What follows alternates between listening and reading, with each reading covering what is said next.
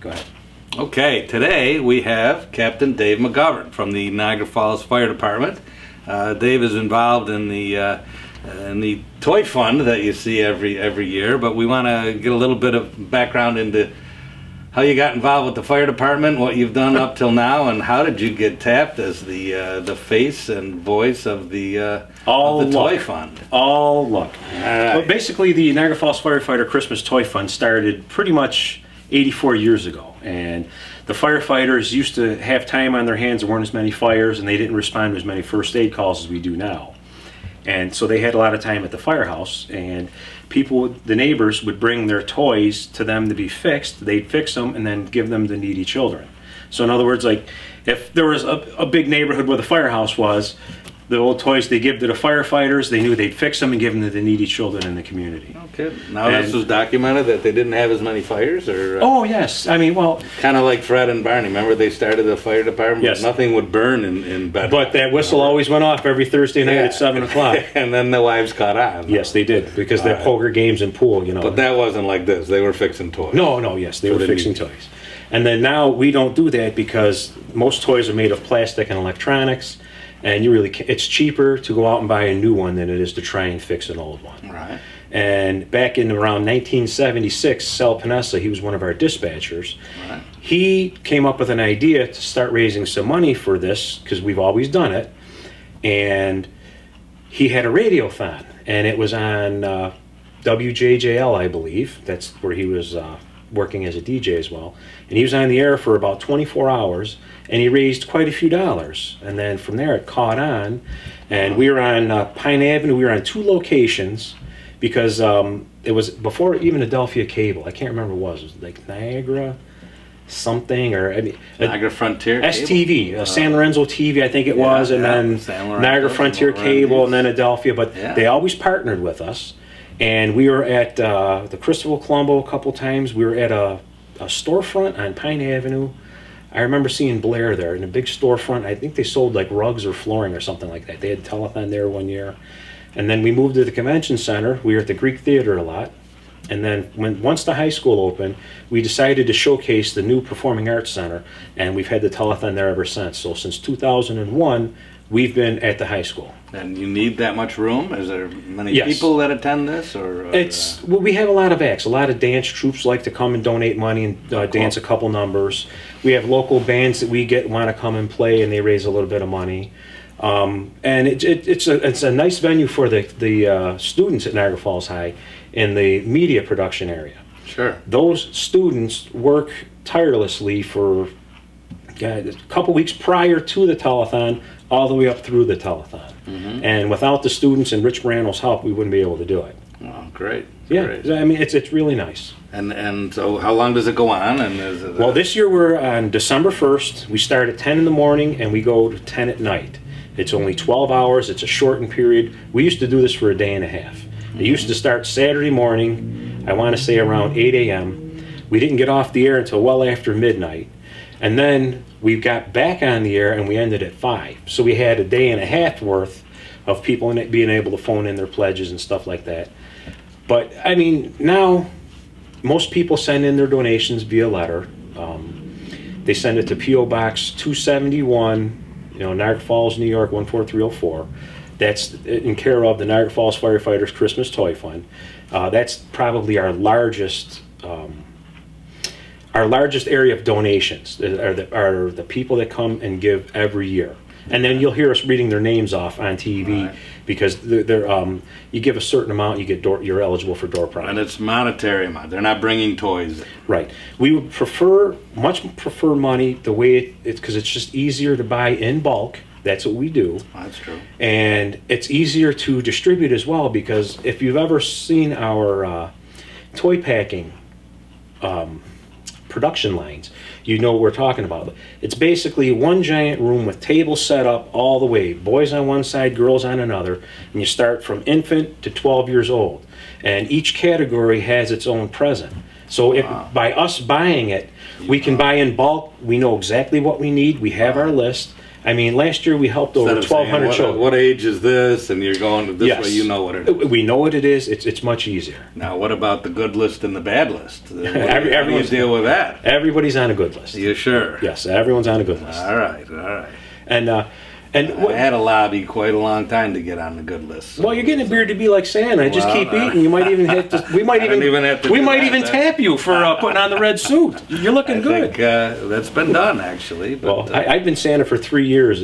Well, not the past 3 years, but for 3 years in a row, I did the Santa at our our old. We call it. I always call it the old folks dinner. It's the senior dinner, and what we do. I'll back up real quick. There's 3 facets to our Toy Fund Telethon, what we're raising money for, okay? The first is for toys for children, okay? Last year, roughly, we helped a little over 1,200 children in our area receive toys. And not just one, they received 2 to 3, okay? So there's 1,200 children there we help. The next facet is our senior dinner. And our senior dinner takes nursing home, and they're basically pretty much bound to the nursing home because a lot of them, most of them I should say, are wheelchair bound. So they never get out of the nursing home except this one time of the year when we come bus them in, put them in there, at Antonio's because they have a nice facility. They've been helping us for years now. I think probably, I want to say probably 7, 8 years at least. And we give them a nice Christmas dinner. They get entertained. They have drinks if they want.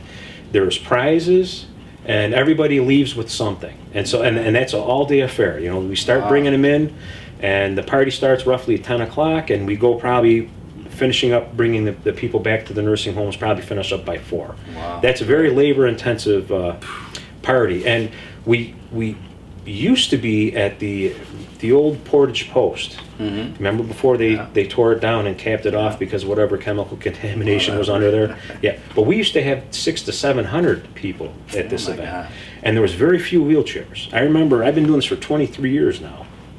And I remember early on, we used to fill that place. I mean, not only with the people coming in from the nursing homes, but also, with the firefighters and their family members helping out.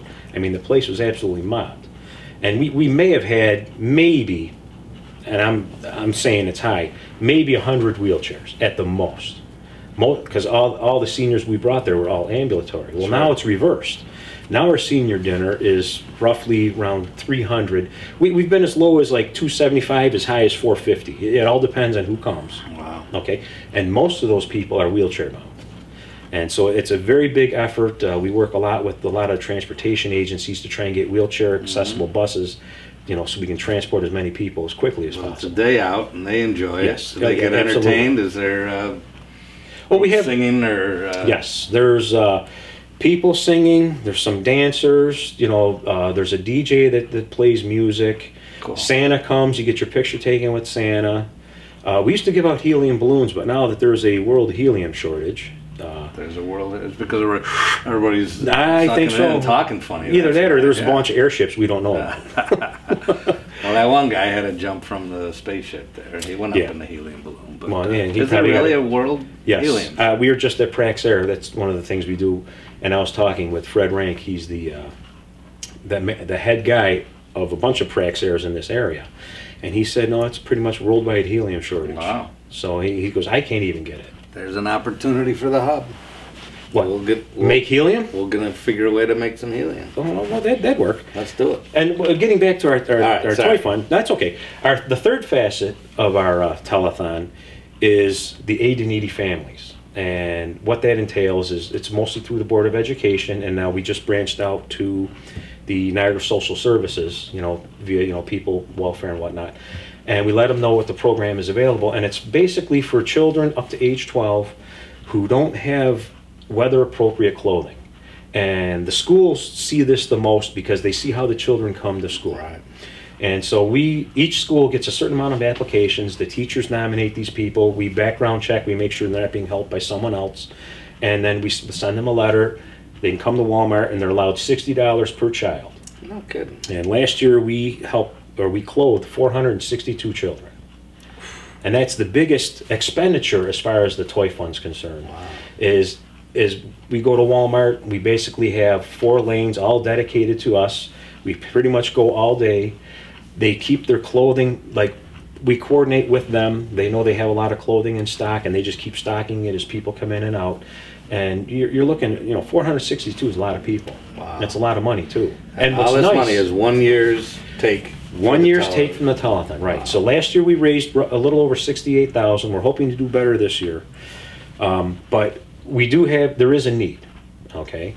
And when you're out in the community, you can see our fundraising efforts. We have a boot drive coming up at Black Friday. It's going to start at 8 a.m., go to 4 p.m. We're going to be right out on the corner of Niagara Falls Boulevard and Military Road.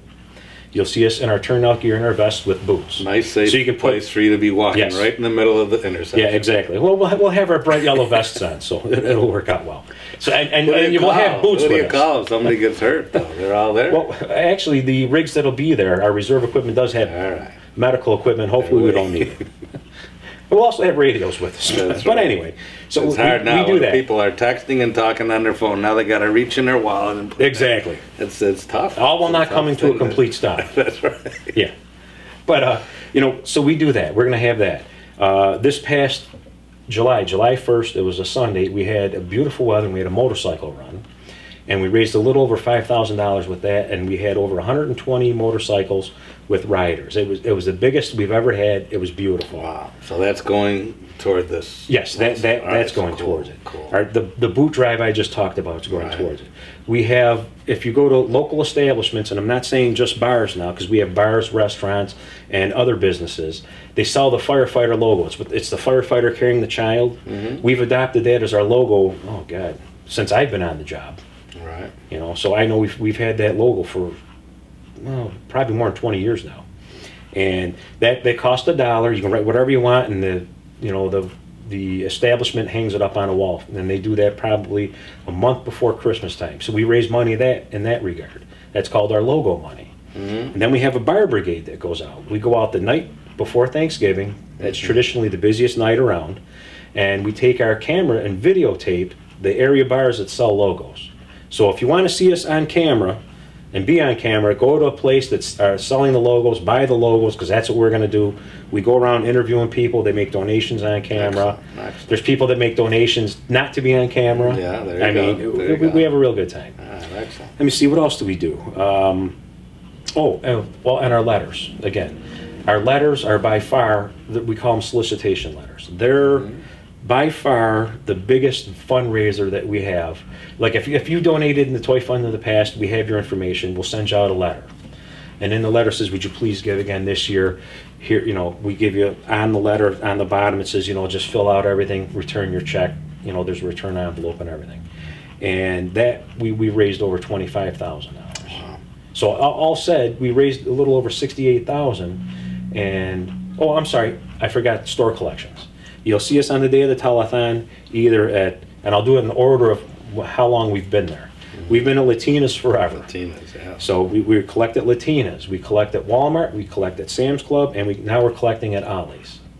And nice. So those are the 4 locations. You can come and make a donation anytime. And it's a fireman that's going to be there. There will be an off-duty firefighter, yes, will be there. Or a retiree, which is nice. Because it's not only the firefighters that do this. It's the firefighters, their families, retirees, and their families, and also friends of the fire department. I mean, there's a lot of people involved in this, and it's all volunteer work. No one gets paid. So when you give us $1, I'm proud to say that at least 98 cents of that dollar goes back to the community in one of the 3 facets, whether it be for toys for the kids, putting on the Christmas dinner for the seniors, or for clothing the needy children that really need it. Wow. And there's not many charities in this area, probably in the country, that can say you have a 98% return. Wow. Which leads me to my other main pet peeve. Everybody that calls soliciting money for you, or I should say from you, okay? I found out through, just asking around with police departments and stuff like that, because I got a couple calls for police departments for this fund, that fund, and I'm like, are you guys doing that? And they're like, no, we're not. And they told me that when some solicitor calls you asking for money, you have the right to know, because it's a New York State law. They have to tell you how much of that donation goes towards the charity they're soliciting for. Right. So in other words, whenever I get these calls, I always ask them, I said, okay, stop. I say, I give you $1. How much of that dollar goes to who you're soliciting for? If they start hesitating, or don't want to tell you, don't donate. Right. Because it's a scam. A lot of those places give upwards of 15 cents on $1.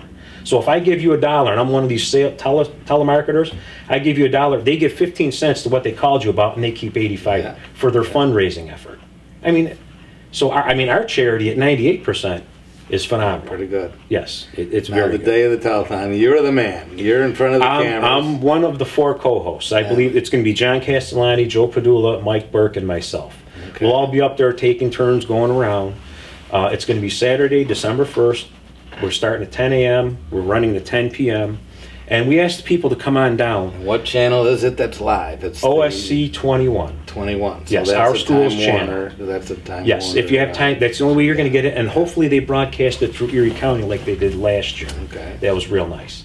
And we ask you to come down if you're interested, because we have silent auction items. There are some like really big ticket expensive items that people donate that we're going to auction off. And then we also have a basket auction, over 100 baskets. Area businesses and pretty much individuals and families put together these baskets, and Michelle Torrey and her sister, Patty Hicks, sorry Patty, they put on such effort. I mean, the Torrey household right now is filled with baskets. They can't wait till December 1st. That's yes, a lot of work. It's a lot of work. A lot of cellophane crunching in that house. Wow. But the only way you can win one of those baskets is actually to be being there. Yes. And then during the day, you're talking to people, you're watching We're taking phone calls. Yes. All right, cool. We're basically entertaining, and hopefully Sparky, the fire dog, will. Sparky the fire dog. Yes. Sparky McBootsniff made his debut appearance last year at the telethon, and he was quite the hit. All right. And then there's, of course, Walter C. Falls. We should have him come by. Isn't that the Old Falls Street mascot is Walter Falls. Really? We don't know what it is. It's kind of a... I've maybe never a fox, maybe... I've never seen this guy. What do you think it is, Chris? Fox. A fox. A fox? It's a Raincoat. fox. Walter Falls, but Walter Okay. C. Falls. And Well, that's he's welcome to- he's welcome to stop by, a huggable kind too. of commodity in town. Okay. You know, other than you and I, is probably more huggable than the soft guys. But Okay. But anyway, so I think maybe we should have Walter Falls stop by, tell the Old Falls Absolutely. Street folks to get on the beat here, get going. Yeah, just come on down to Niagara Falls High School, 4455 Porter Road, Cool. from 10 to 10. All right. And if anyone wants to make donations in person, we have a fishbowl that one of us 4 will be, either Joe, Mike, John, or myself. We will be there with a microphone, and in between acts, we will interview, cool. and they can make their donations. So, Well, you're a good guy for doing this, Dave McGovern. well, thank you, Craig. I'll tell you, I'm proud to know you, and you guys do a great job. Obviously, We've been could doing talk it for 4 years. more years about how great we have with you guys in town. So Well, thank you. keep up the good work, and we're glad you're taking care of the community. Thank you very much, Craig. I appreciate it. Very good. That went well, Craig. Thank you. You're the man. He's just a natural, isn't he, Chris? How many times have you done the same kind of... For all this info, today.